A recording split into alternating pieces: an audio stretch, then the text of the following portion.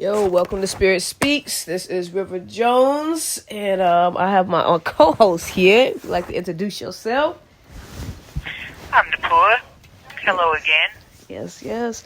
And we had to catch up with y'all, man. It's been a little bit, and we had ended off with reading a spiritual guidance card. Yes, gonna get into that message because we have both been in the studies of metaphysics. We really wanted to tap into the mental health aspect of things with y'all, as far as just, I guess, personal experiences for sure, and then things that we've studied as well. So let's get into it, without further ado. Yes. Yeah, man. I'll read this message, and then we will deep dive into that. This one is called the Mystical Shaman. Right. The number on this card is number 38, and I will share the visual on our YouTube page. And I will send this to you, okay, so you can see it. This is very, very interesting. This is creative, man. I love this. I love the whole concept of what we're doing. we gotta be really innovative, I believe, to make this thing work out for everybody. Yeah. And if only you guys knew the behind the scenes work that she has going on right now to make this happen from here, bro. It's major. That part. It's happening though, okay? So let's get into it. So that this is what they would call the essence of this card. So we're going to get into the definition of the symbolism of this image on here. Now, these are oracle cards, not tarot. So oracle cards are really symbolic by images. And they've gathered, the authors of this deck has gathered all of the images for the cards by studying different cultures and their religious beliefs, their practices that connect them to God, and finding the common guidance messages, finding the common threads that are shared across different cultures, as far as people just being morally aware, being willing to grow, So let's get into it. It says, this is the symbol of the myth maker and storyteller, who is neither made of nor defined by the story. That's deep in itself. This is the symbol of the myth maker and storyteller, who is neither made of nor defined by the story. Instead, they observe the story, evolve through it, and perceive all aspects of it. In so doing, the mystical shaman represents the ability to dream up a new story, a new myth into being. He dances between worlds, wearing the cloak of the world loosely around his shoulders, and sings the world into being. He reminds us to be in the world and travel through it, but not to be defined by it or become too attached to the experience. This is the symbol of true alchemy. For all elements of life. This call is being recorded and is subject to monitoring. For all elements of life have a spiritual aspect and a material one. When we remember this, all manner of miracles and manifestations are possible. So this is just one of 3 definition breakdowns. That was deep. So yeah, that was a lot. In itself, yes, it's one paragraph. So what's bar for bar this, shall we? Yeah, I was going to say, can we just break it down? Because I feel like I have a lot to say about all of it. All of it, yes. Whoa. Yeah, I don't know. Yeah, we might just be stuck right here because we could be. If we wanted to, we could talk about this for days. It says, this is the symbol of the myth maker and storyteller, who is neither made of nor defined by the story. Okay, look, there's a couple lines later after this that says something about beings. Hold on, keep going. I think it's 2 more lines. Okay. Instead, he observes it, evolves through it, and perceives all aspects of it. There, that's it right there. Right. Yeah. So, the myth maker is outside of himself at this point. how do you perceive that? I think it's really talking about the relationship between your physical being and your spiritual being, you know. And the spiritual being isn't limited like the body is. You know, the spiritual being is able to be observant of what's happening in the physical world, where you can literally look down at yourself, where you can have conversations with yourself, where, you know, you can create the reality that you're living in by your imagination. Literally living outside of yourself at this point. Mm-hmm. Mm-hmm. Observing your actions from afar. Yeah. Do you think that helps to navigate? I think it's like a superpower. You know, we don't always tap into it in a strong sense, but when it comes to navigating life, like when you have a more broadened perspective, you know what I mean? Like when you're able to step outside yourself and your feelings and your emotions and what you think about something and just observe, you know, and allow yourself to evolve through what's happening rather than feeling like, you know, you're stuck in it because this is just what it is. When you're able to perceive all aspects of it, that's major. All aspects. That means not just the parts that pertain to you, but like almost putting yourself in other people's shoes. You know, not even almost, like that is what that is. Like you're looking at all aspects.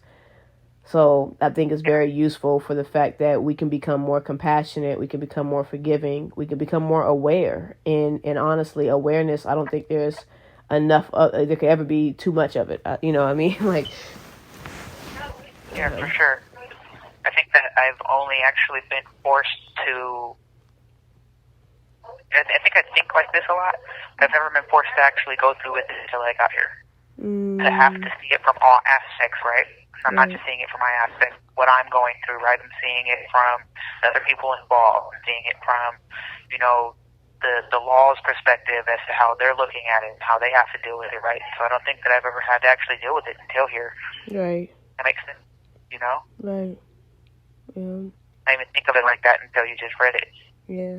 That's like even with the stuff that I've been dealing with, it's like a lot of people who got my back, it's not that they're against anybody, but they for me. So they just like, you know, we don't want you dealing with this. So anything that's not in my favor, folks feel like, oh, they automatically like, yo, that's racist. That's, you know, that's foul. There's no way that they could be doing this, you know. But the person who's in that position, they've got a job to do, right? And they've been doing this job so much that locking people up isn't, they're immune to it. You know, this is just a part of the job. You know, here's the consequence. This is what happens. You go to jail, X, Y, Z. Like, they're not looking to be vindictive, and a lot of them aren't even emotionally involved with it. They don't, you know, they don't care one way or another. And a lot of people want them to be emotionally involved. But when something is your job, you know, and you're looking at it as here's a system, you're following that system. Your mind isn't on all perspectives, you know. And sometimes, honestly, like, not to not be aware, but it's good to not be indulged by what other people are thinking or how it's affecting everybody. Like, it's good sometimes to be really centered and focused on, okay, I'm aware of how it affects other people. I'm aware of what other people may or may not be, you know, what they've said, what, you know, what has happened in the past, all of that. That awareness is good. But sometimes, like, we get so caught up in seeing everything that we're not present in the moment. You know what I'm saying? Like we lose our power of harnessing what we can control and what we do have power over, because there's some things that are beyond us, you know? Yeah, so look, you know what's helped me with that, actually, is something you told me a long time ago. We talked about making this an episode, and I feel like this perfectly led into it. And it's perspective, understanding, reaction. Remember the acronym PER? Oh, come on. Yes. So before we even go to that, I want you to read you just finished it. You just stopped at one point. Could I ask you a question? Read a couple more lines because I feel like it ties in perfectly. Word up. So we left off, it said instead, he's neither made of nor defined by the story. Instead, he observes it, evolves through it, perceives all aspects of it. In so doing, the mystical shaman represents the ability to dream a new story, a new myth into being. He dances between... Yeah, we'll stop there? I'll stop there? Oh, no, one more. I think it's one more line. Okay. He dances between worlds, wearing the cloak of the world loosely around his shoulders, and sings the world into being. So there. Right. So it says, seeing the world into being, right? Mm-hmm. Wearing the cloak over his shoulders. I feel like this ties perfectly with the perspective, understanding, reaction, right? So first off, I feel like you should tell them what you told me about this acronym. Word up. Where it came what from. Most definitely. Where it came from originally was like, I had been personally going through a lot in mentally, you know what I mean? And so when I felt offended, when I felt misunderstood, my reaction was to defend myself. I was always in defense mode. If somebody thought something untrue of me, or they looked at me in a way where it's like, yo, that's not even who I am, I would get angry instantly. I'd be just pissed. Like, you should know better. You should know me better than that. Like, even if it was somebody I just met, didn't matter. It's just like, why would you think that of me, And so, but yeah, especially for folks that I had some rapport with. So per perspective, understanding, reaction, it was literally like I needed a way to, first of all, calm down, so even without the acronym, when we think of purr, we thinking of not a big cat, big wild cat, we're thinking of a kitten, something purring, and this call is being recorded and is subject to monitoring. It's soothing. It's a sense of being relaxed, like, yo, chill out, like, purr, breathe. One of the things my mother used to always tell me, like, because sometimes I'd have, like, super anxiety when I lose something or forget something and get frustrated. And she would always just be like, just breathe, baby, breathe, And I would look at her like she was crazy. But as soon as I would listen, like, I'd be so relaxed that I would remember, or I would have clarity, So part of it is connected back to that of how my mother nurtured me through moments of having anxiety attacks. So that the breathing, the relaxing, right? But you having the perspective of what is all happening here. Check your perspective. Are you perceiving this in a way that is working against you? If this thing was actually beneficial for you, no matter how toxic it may seem, if there was some good out of it, what kind of perspective would you need to have for that? Right, so just checking your perspective. Not even just that, but to look at it from everybody else's perspective, like we just said. Mm-hmm. Like, perspective when it comes to any situation, I feel like is the first step, is how you're looking at it, right? We talked before about how we've built or gone through some of the same things, but how we dealt with them were different, and it was because of how we looked at them. Right. I looked at them from one way, and you looked at them from another. Mm-hmm. And so, we're always going to... That leads into the understanding, because I look at it one way and you look at another, we have a different understanding of it. Right. But if we see that, then there can be understanding between us. You know what I'm saying? Exactly. Yeah. Exactly, right? It's about being capable of looking at it from, what does the card say, from the Shama looks at it, the perspective from the world, right? It's about being able to see it from every different perspective in order to put it into perspective for us. Right? Because when you have so many different angles to look at it, then it starts to make sense to you in a different way. Word. And you know what? I think that's where wisdom is birthed too. Is taking time to reflect. Honestly, being in that headspace, being open to seeing beyond what your truth is, even though it may be true. Like, so true, like the sky is blue true, it could be that true. But when you're willing to say, hey, someone else sees this as green, you may very well understand that color blindness, quote unquote, that's what they call it. I don't think it's blindness. I think it's just a different perspective. People's lenses are set up. Your lens is set up a different way. And it may be more common for people to have the set of lenses that you have that pick up this blue color. But if you had these other set of lenses, you would see it green, right? So it's really not that the sky is one way or another. It's you see it that way because that's what your lenses can reflect. We can't see, the human eyes cannot pick up everything. So honestly, this is kind of off topic a little bit, but I think people who are quote unquote colorblind are not blind at all. Even though they don't see all the things that we see, on a common basis, they see differently, yes, but it's not. I don't think it's a disability at all. I think, it could be disabling for anybody who has common color to not be able to see how somebody who doesn't have the common color, called common color lenses, like y'all sitting in the room together, is now there's a disability for y'all to be able to see things the same way unless there's communication. Yeah, Right. and I feel like that's the perfect, like, almost explanation or way to look at when the card says, like, the cloak of the world. Loosely at that. Right? Yes. Yes. You know? Like, that's major. Ever since you gave me this acronym, it's helped so many different ways. Like, as soon as you said it, You have 1 minute left. We were on a FaceTime, and you said it, and I was just like, whoa. And I think I called you back like a week later and was just like, man, things are just so much easier. It's so wild. This is like 5 years ago, yo. I had just moved to Georgia when that happened. So when you brought it, I was like, bro, like what? Like I forgot all about that joint. But yes, I remember. I do. I remember what room I was in at that. Okay, we had barely even moved into the house. There were still boxes and stuff of everybody's stuff everywhere. So yeah, that's wild. I was just fresh in my spot too. My desk wasn't even set up for nothing. I remember I think I was painting it when we were talking about it. Jeez, man. Listen, you got to call back because obviously we are not done here. Yeah, for sure. I'm calling. All right, man. The caller has hung up.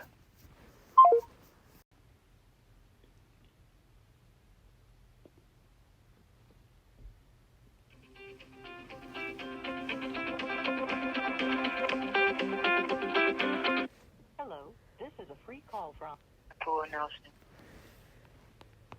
an incarcerated individual at Pierce County Jail. This call is not private. It will be recorded and may be monitored. If you believe this should be a private call, please hang up and follow facility instructions to register this number as a private number. To accept this free call, press 1. To refuse this free call, press 2. If you would like to, thank you for using Securus. You may start the conversation now. All right, we back. So Yes. yeah, we was on So, par. Yeah. Yeah, so you want to continue on with the next line of the card. I feel like it's perfect. It's perfect. It's perfect. The card and this part, I swear it's perfect. Go hand in hand. Yes. It says, so he dances between worlds, wearing the cloak of the world loosely around his shoulders, and sings the world into being. And I do want to say, this part here, when he says he dances between worlds, I'm thinking, spiritual world, the physical world, and even other existences, right? Like that's why I feel like this is the good tie-in between the material and the spiritual spaces. But it says he dances between worlds, wearing the cloak of the world loosely around his shoulders, and sings the world into being. He reminds us to be in the world and travel through it, but not to be defined by it or become too attached to the experience. Ooh. Yeah, I felt So, that. I was right, like, understanding what? Yeah. Like, how to not be attached to the experience, I feel like it's hard for everyone. When you're going through something, to not look at that something and be like, oh, this is what I'm going through, this is how it is, you know what I'm saying? Like, you hear people say all the time, like, it is what it is, or this is what it is, like, this is only what it is right now. That saying, like, oh, how you doing? Same different day, like, yeah. Yeah, but it's not, though, you know what I'm saying? Like, and even if it is the same, I feel like you're getting something different from it all the time, right? You're getting a different understanding because as you grow or as things change, that's where this perspective comes in, right? You're looking at it differently. Like he says, he wears the cloak loosely. So, like, I feel like that's saying that, you know what I'm saying? Like, you can look at it from all these different perspectives. That doesn't mean that you necessarily have to conform to how other people are looking at it. You just have to be considerate of that. Oof. You know what I mean? You have to be considerate, and you're still going to go about it how you feel like you need to go about it because you're going to have your understanding on whatever level of understanding you have, or whatever position you're playing, and whatever situation you're trying to apply this to. Right. Right? That's just almost mind-blowing for me to know that that's simple for me now. Yeah. It's a shift, it's a transition, and who you are today is not who you were, right? So it's like you're getting to know yourself, getting reacquainted with yourself all over again. It's wild. And honestly, like, when we take time to remove ourselves from our experience, that is a very abstract concept, it's something that requires growth of your maturity, your spiritual maturity, because in the physical space, of course, it is what it is, but not one thing is ever the same. Even your body, like when we have, our 30th birthday picture and we compare it to our newborn picture when we were first born, it don't look like the same person, because it's not, but it is, right? There's similarities, but it's not the same person, right? So it's very interesting to like understand that it's not something that just jumped and happened 30 years later. It's day by day, moment by moment, minute by minute. You don't become, 24 years old until midnight on the day you were born. Now you're at 24. Before that, you were 23 years old, 12, 11 months and 29 days or something. You know what I mean? Like you're getting there, but it's literally every single day that creates this next level, this new version of yourself. You're evolving moment by moment. Your skin is shedding. Things are changing. There's no such thing like it's a law of the living to be in a constant evolution, to be in a constant change. So even when stuff feels like, oh, it's just the same stuff, different day, like, nah, it's very familiar. There's similar things. Your thought process, you may be lingering and carrying stuff from yesterday into today, but it is a new day, regardless if you accept that or not. It still is, and so this thing here with the purrs, like when you get that understanding, it's time to reflect. This call is being recorded and is subject to monitoring. It's time to reflect, to get into the reflection on how do you respond now? When you say that reflection, all I can think about is or sorry, why? It makes you think why, right? Because everything that you just said, I feel like even when people get to, at least me for a long time, even when I got to that point of trying to understand, or that reflection point, right? That reflection point always sent me into that specific question, why? No matter what it was, no matter what was going on or what I was going through, that's always the question is why. Why am I going through this? Or why did this happen? Or why am I thinking about it like this now and not, earlier? Like, what has changed, right? And so I feel like one of the major things I've been writing about since I've been in here is understanding that I can't understand. Right? That put me into this place where I'm able to get through or go around those things that I just don't have the answer as to why. You go through these things and you're just like, why though? Like, why am I going through this? What did I do? How did I end up here, right? And I come to the conclusion that I need to understand that I just can't understand, and that's okay, right? Some things you're just not going to understand, right? Like we talked about wearing that cloak loosely and looking at it from a different way, right? And so you can get a different understanding.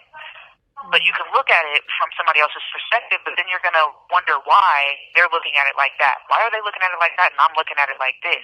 Right? You don't have to understand why. You just have to accept that there's differences. That's deep, because we really do seek a lot of, especially as people who come from a space of being in survival mode, like we have a desire for security, so much so that we get obsessed with, we have to know it. We have to know it all, and we got to know it up front, and what, in all honesty, that is not actually the more secure, safe way to go. Even if we had it all written out in front of us, we would miss the blessing of learning, of growing, of the miracles in the moment. It wouldn't be miraculous anymore. process of it. You're Right. right. We would lose the lesson in the progress, Right. in the process of it all.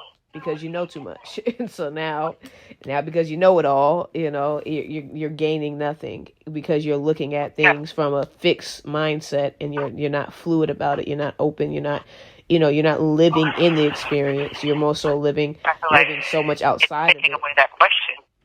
I feel like it's taking away that question of why. One moment. You know, you don't have to ask why when you know. That's major. That's major. Yeah. I feel like that leads into like the reaction. Is there more of this card left? There is. Okay. Yeah, Let's finish off the rest of the card, because I feel like as you were talking about it, that's all I heard was that's that, and that. Right. No, I feel you. So I'm gonna read it from the beginning because there's only 2 more sentences of this piece. Okay. Yeah. So it says the essence of this card is that this is a symbol of the myth maker and storyteller who is neither made of nor defined by the story. Instead, he observes it, evolves through it, perceives all aspects of it. In so doing, the mystical shaman represents the ability to dream a new story, a new myth into being. He dances between worlds, wearing the cloak of the world loosely around his shoulders, and sings the world into being. He reminds us to be in the world and travel through it, but not to be defined by it or become too attached to the experience. This is the symbol of true alchemy, for all elements of life have a spiritual aspect and a material one. This is the symbol of true alchemy, for all elements of life have a spiritual aspect and a material one. Mm-hmm. Yeah. So I feel like that's where our reaction stems from. Right. You know, that material is our physical reaction to whatever moves us spiritually, in whatever situation we're in, you know? Right. Those two things have to work together. Have to, yes. They do. They have to, you know, because when they clash, then you're back in that state of why. The state of not understanding, of not even giving yourself the chance to look at it from any other way. You know what I believe? You know? I truly believe that any form of illness, anger, any type of sickness, any type of toxicity, it's just a representation of the spirit and the body not being in alignment. And I truly believe once the spirit and the body is in alignment, of course, with the mental consciousness, then things are in such a harmony that there's nothing but health, positivity, joy, the things that breathe life, in all honesty. And that could be another abstract thought, but I truly believe that's a whole episode, because I have so many questions. So many questions. Like, first off, how do I get into alignment, right? But we're not going to see, there's too many questions. Well, how do I get into alignment? Why do you even believe that?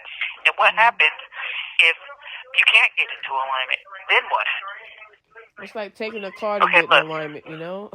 Okay, look, yeah, let's not, because like I said, there's so many questions. So we'll bookmark that. We will bookmark that. Yeah, we'll come back to that later on in life, right? Yes. But I feel like that is our reaction, right? That is our reaction, is to be, I guess we started this off with me and you being defensive, right? With looking at it from a certain way and growing up, in that way, to have to be so protective over certain things, and looking at it in that way, right? It's like that fed our reaction for so long, right? And so when we're not in alignment, or if those two things, aren't giving us cooperation, I guess, then our response is I don't want to say wrong, right?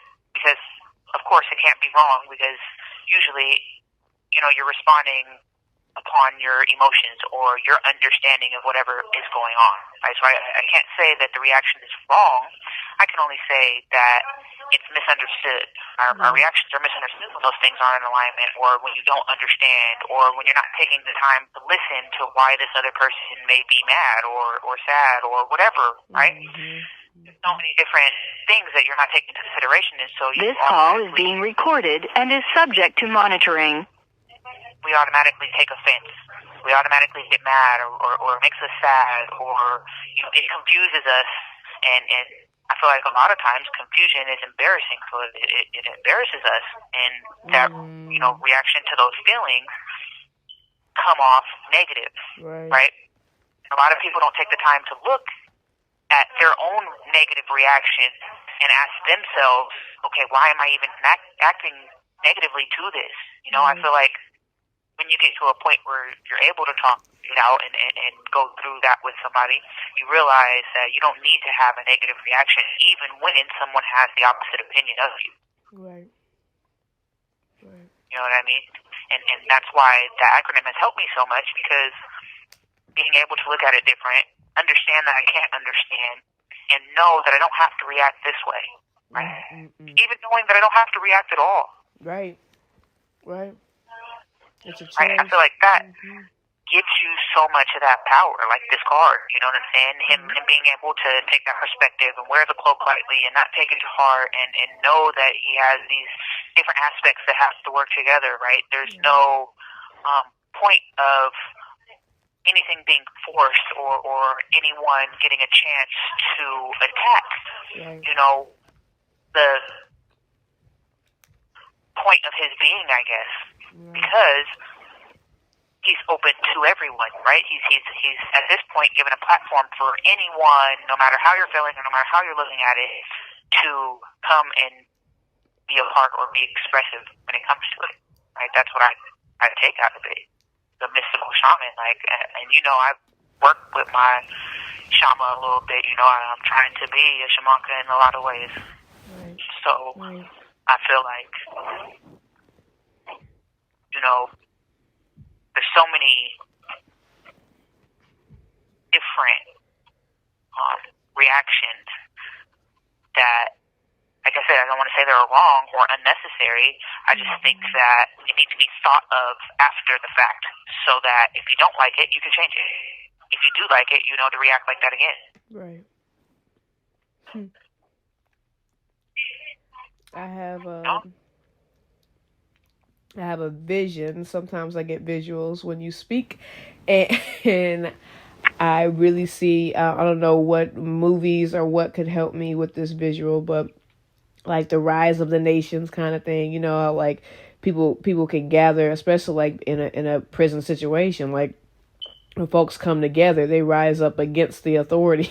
It's like the authority can do nothing about it if it's calculated and all of this kind of stuff, right? Well, I see this happen in a more positive light, where you not even having to organize by verbally expressing yourself, but your presence shifting and alchemizing the atmospheres that you're in. The more and more you deeply like steep yourself, like a bag of tea, like you steep yourself in all of these concepts and really transform and evolve and alchemize yourself with what's the result of this.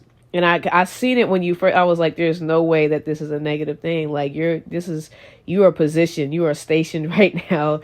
God needs you. You know what I'm saying? Like that's been my concept and understanding, and even making my peace with like just the situation at hand, because you were already doing so much for the community before all this happened. I'm just like, there's no way, with all the plans and all the work that's going in to what's to happen next, that this is where you're at. But the true understanding for me now, in the space of the of taking that time to shift and be aware, you doing this work allows you to alchemize that atmosphere.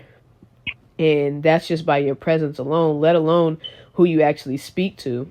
and guide and shift and heal while you're there in that space. I believe your presence is everyone, individually, their presence is a gift, and you have the ability personally in this particular situation to do a lot of healing, a lot of alchemizing just by being present, just by the way you carry yourself, just by you practicing your own purr in different situations where people will look at you like, how are you not flipping? How are you not tripping out right now? Like, so you keeping your peace and truly being peaceful, not just biting your tongue, not just being, submissive, nothing like that, but more so you owning your power. And the way you show up, I believe, is a testament to really being in the position you're in. I see this being a very powerful situation, honestly. Oh, that's It's a heavy. lot to hear. Sometimes you just said you see visuals when I say things sometimes, like when I'm speaking. Well, sometimes when you're speaking, my heart starts beating really fast. Oh my goodness. Because I'm trying to keep up with like what you're saying. Because like as you were just saying all that, like people's presence is a gift, and me just being here and being able to heal and help, and how it's helping the community. It's actually something a lot of people don't know about me about how I want to move when it comes to my community and my people and how I came up, right? But you have 1 minute left. It's been a lot of behind the scenes work that you've been doing. Yeah, a whole lot.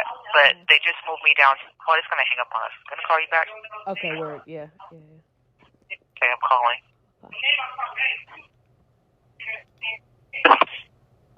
The caller has hung up.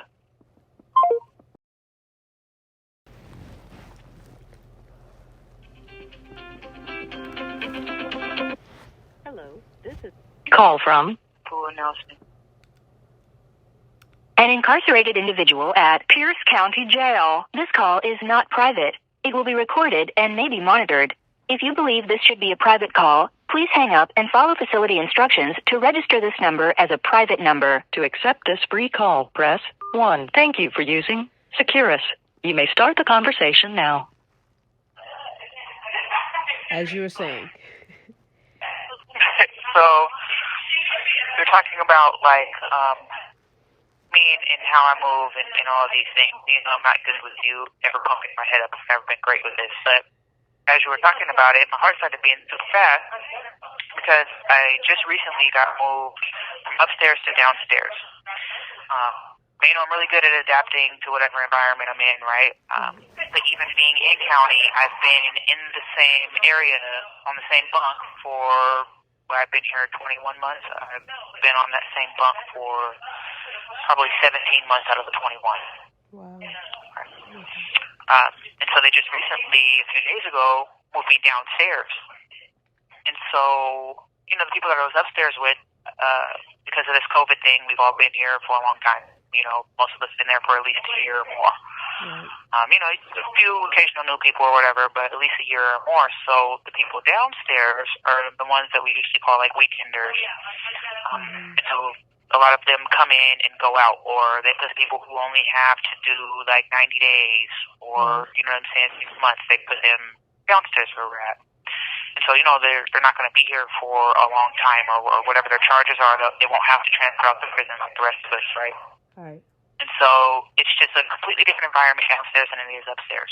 Right? Upstairs, there's like the schedule, it's quiet, there's, everybody, like I said, been there together for a long time, so there's a certain understanding. Downstairs is constant fluctuation, right? Mm-hmm. And so just maybe 2 weeks ago, we were talking about how hectic it is down there, like you can just see it sometimes, how hectic it is. And I was just like, yeah, I'm grateful to be up here.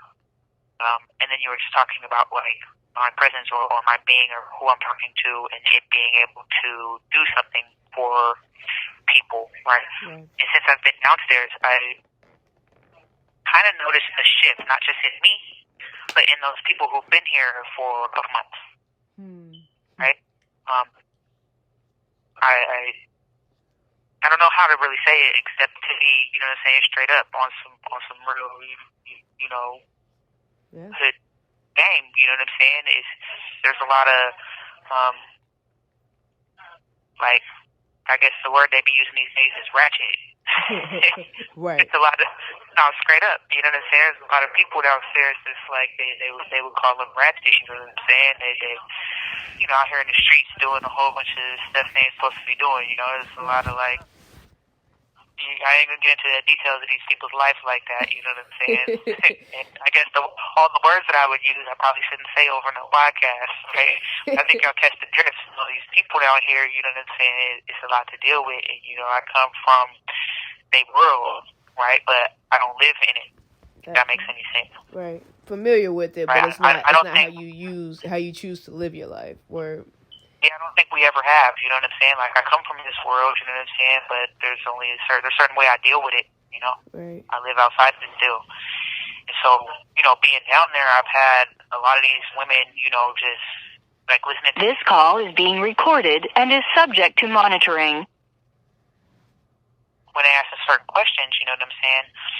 How I respond to them automatically gives them a different perspective because they've seen me out here in the streets with them. Right. You know what I'm saying?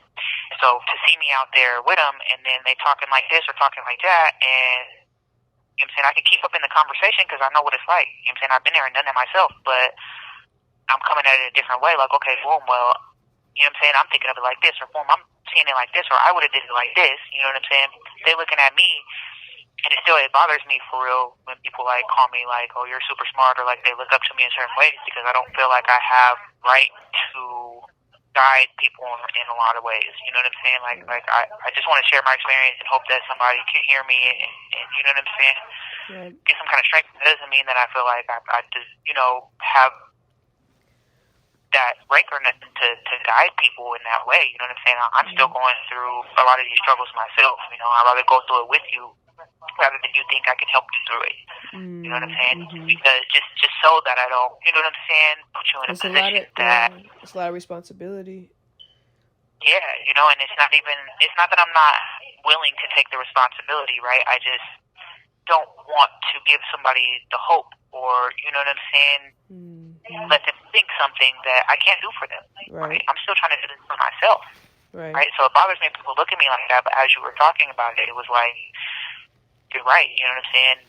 You can tell just that higher vibration, you know what I'm saying? Like when they start to arguing or something, you start talking about something better, you know what I'm saying? Like the whole vibe in the room changes, or even some bad, you know what I'm saying? I got my bad days too, sometimes when they start to talk about something, I'm just like, man, why are you guys being ignorant, you know what I'm saying? And I get irritated, and everybody else gets irritated too.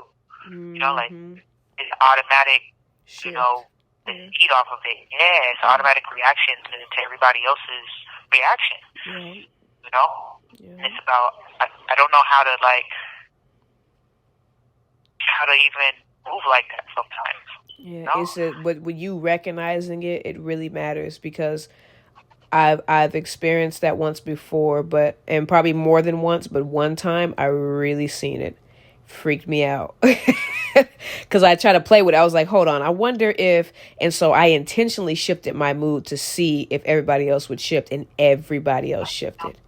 Freaked me out, legit. So when you recognize that, just from my personal experience, this ain't me, like we all got something to figure out. We all do the best we can, right? You learn something, teach it, right? So don't undervalue yourself for the sake of thinking you have to be perfect to be able to teach a thing or to be able to be a good influence in any way.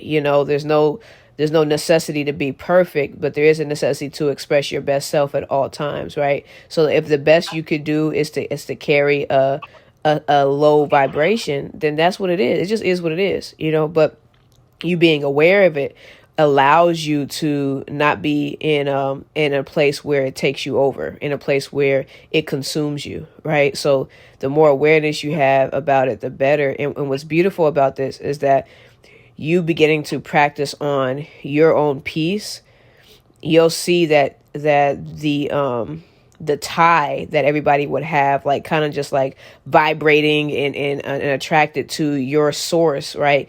People will begin to find their own source of energy and they won't feed off of you as much, right? But right now you are the single light. But as people begin to learn from you how to connect to their light, right? And we can never be disconnected, but I would say frequency, the nurturing, the depth of it can be adjusted, right? So we can get deeper into being connected to source. And so as you begin to do that for yourself and others do too, it will create less of a pressure on you to be the sole one kind of really running the vibe, running the vibration. That's what I was about to say. It does feel like I'm that sole one, and it's pressure. Yeah. You feel me? I do. That's why I feel like this. I feel like I'm like, oh no, like hold on, because it's pressure. Like I do see a constant shift. When I'm in a bad mood, everybody's in a bad mood. When I'm in a good mood, everybody's in a good mood, and because of I really still don't know how to say this. I know we kind of talked about like mental health, mental illness, and I really still don't know how to address I guess what everybody would call mental issues, right? Because I feel like because of that, because of my constant consciousness, I feel like I call it consciousness usually being in and out, right? I'm not sure if I'm here all the time. I'm not sure who's here, which part of me is here all the time, and I'm not conscious all the time. You know what I'm saying? I know that they're always getting one part of me, but I'm not always knowing which part they're getting, right? And so it feels like so much pressure because I'm afraid to stumble them, right?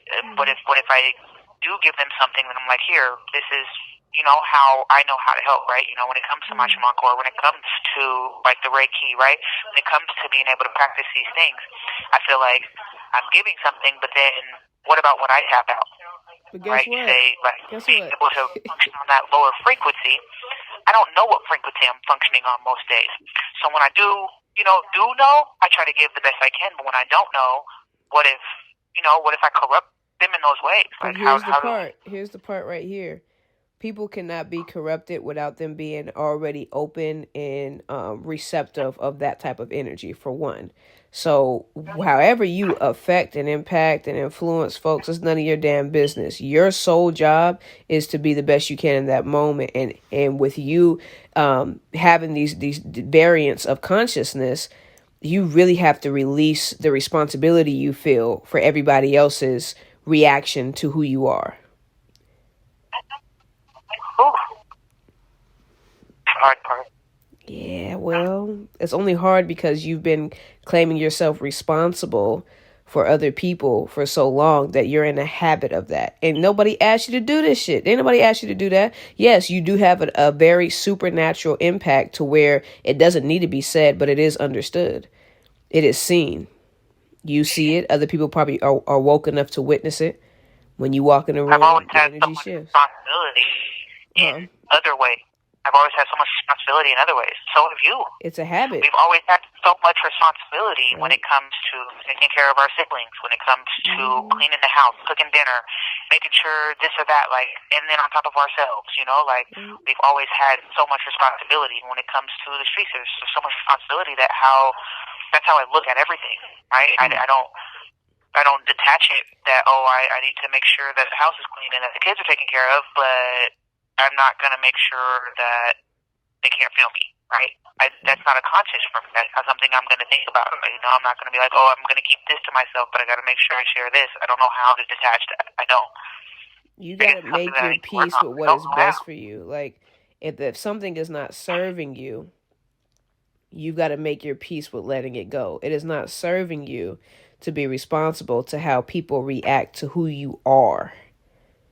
This is just who you are. When you walk in the room, you don't command people to feel how you feel, to respond on your frequency, to channel into you, but you are such a being. Sometimes I prefer that they wouldn't. Right. But you are such a being, right? So that's what I'm saying. It's out of your control. And so it's none of your damn business what they do or don't do. This call is being recorded and is subject to monitoring. You have got to trust, that there is a source beyond your being that is present with you, right?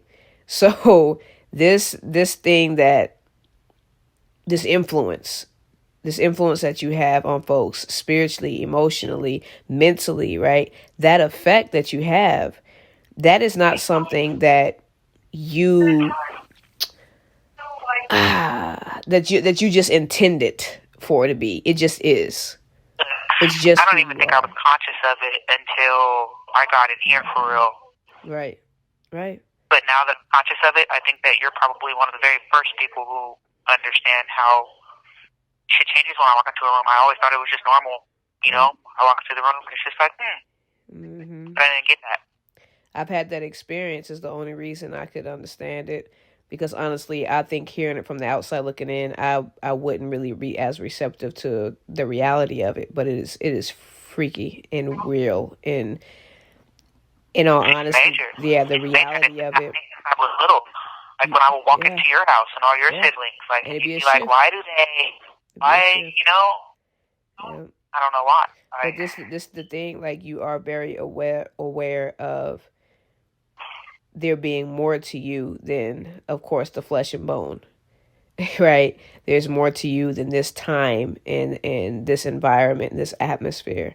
You are very aware of yourself beyond, right? So tapping into that understanding in that subconscious, there's going to be some real illogical, doesn't make sense, right? That you cannot make sense out of nonsense. You can't take something that is super spiritual and try to break it down into an informative, intellectual explanation. It's not this. They don't live on the same plane, right? So it's up to you, right, to really make your peace with who you are and make your peace with people being who they are. You know, regardless of how you influence them or not, who they are is none of your damn business. Regardless if it is you who is influencing who they are choosing that. Right? They are choosing to be receptive to you in that way. That is their choice. You cannot take that from them and you cannot give that to them.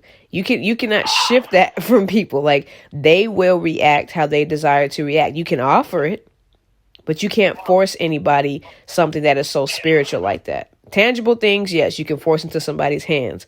But when it comes to an energetic exchange, that is people's personal situation. So the fact that you're around so many people who vibrate at a level and who are either unconscious or conscious, you know, they may be doing it by choice, influenced by you, this whole notion for you to feel responsible about it and want to be able to control the narrative is really you wanting a certain security, right? A certain safety net that really wouldn't keep you safe. You controlling it wouldn't make you no more safe either, because then you would have to protect yourself from yourself amongst all these beings, right? So in this space, like the best you could do is continue to connect with all the versions of yourself.